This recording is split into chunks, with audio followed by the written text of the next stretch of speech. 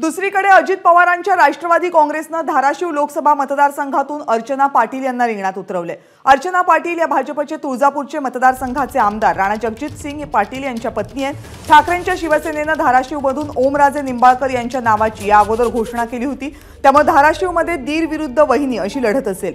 आज अर्चना पाटील यांनी सुनील तटकरे यांच्या उपस्थितीमध्ये पक्षात प्रवेश केला।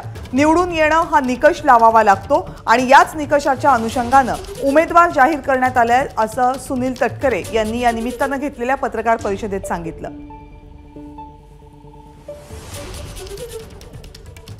त्यामुळे धाराशिव मतदारसंघामध्ये लढत कशी असणार आहे लोकसभेची त्यावर एक नजर टाकूयात।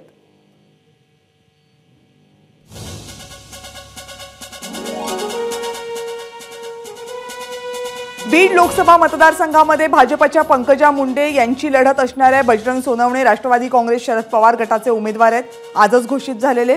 दुसरी जी लढत निश्चित झालेली आहे ती भिवंडी लोकसभा मतदारसंघाची। भाजपचे सध्याचे खासदार केंद्रीय मंत्री कपिल पाटील यांनाच इथून उमेदवारी देण्यात आलेली आहे आणि त्यांचा सामना होणार आहे राष्ट्रवादी काँग्रेस शरदचंद्र पवार पक्षाचे सुरेश म्हात्रे यांच्याशी। याशिवाय धाराशिव लोकसभा मतदारसंघामध्ये सुद्धा सामना निश्चित झालाय। राष्ट्रवादी काँग्रेस अजित पवार गटाच्या उमेदवार अर्चना पाटील यांचा सामना होणार आहे विद्यमान खासदार शिवसेना ठाकरे गटाचे नेते ओमराजे निंबाळकर यांच्याशी।